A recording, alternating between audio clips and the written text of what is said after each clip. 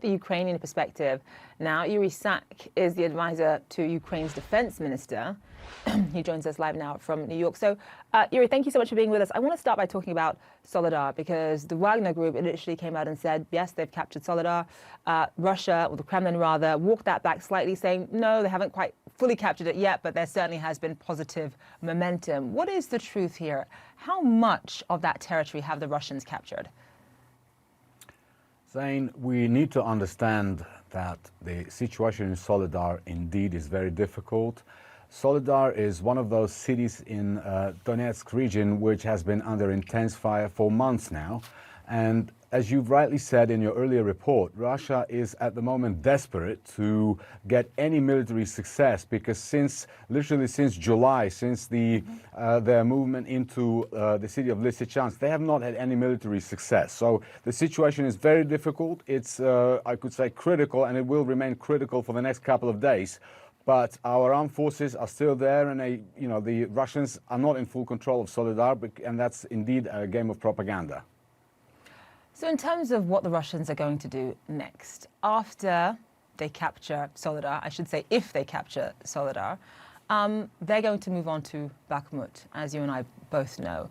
What is your strategy here for trying desperately to maintain control of Bakhmut, given its strategic value and importance?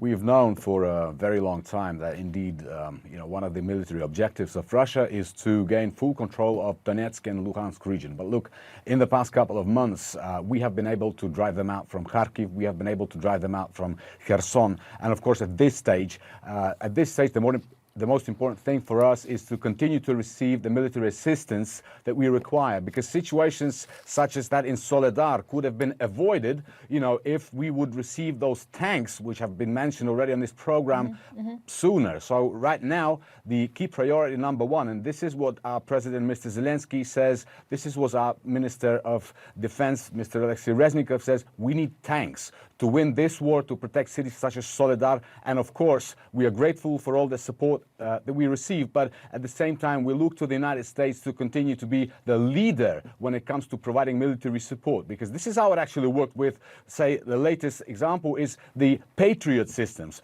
As soon as the decision was made, the political decision was made in the US to provide Ukraine with the Patriot systems, the European allies have also decided that they can do that. So we look on to the US, and we hope that the next Ramstein meeting, which will take place on January 20th, will be the platform where these important decisions will be actually reached. Yeah, I mean, you touched on the tanks, and, you say that, you needed these tanks sooner. Poland obviously coming out and saying that they are going to be sending you Leopard tanks. Scott McLean just there, who our correspondent on the ground, was saying that the United Kingdom is, potentially going to be sending tanks too. We'll see. Explain how exactly these tanks are going to be deployed. What is the priority here? Well, tanks are used by the Ukrainian military both for offensive as well as defensive operations.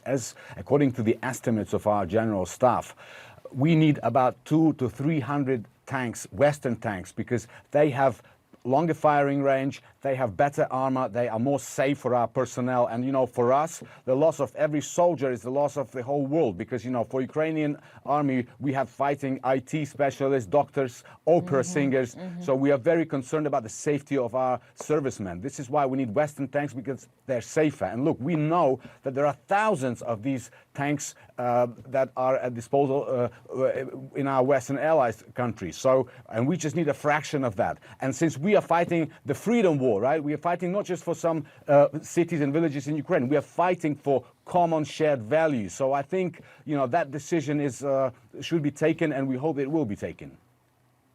And just in terms of, what's happening on the Russian side, some news that we just got is that Russia is changing its military leadership yet again.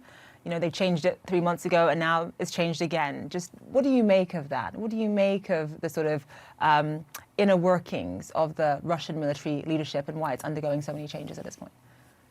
We do not comment on their reshuffles in their military command, but of course what we understand is that they have to somehow explain to their internal audiences their continued defeats. They've suffered setback after setback.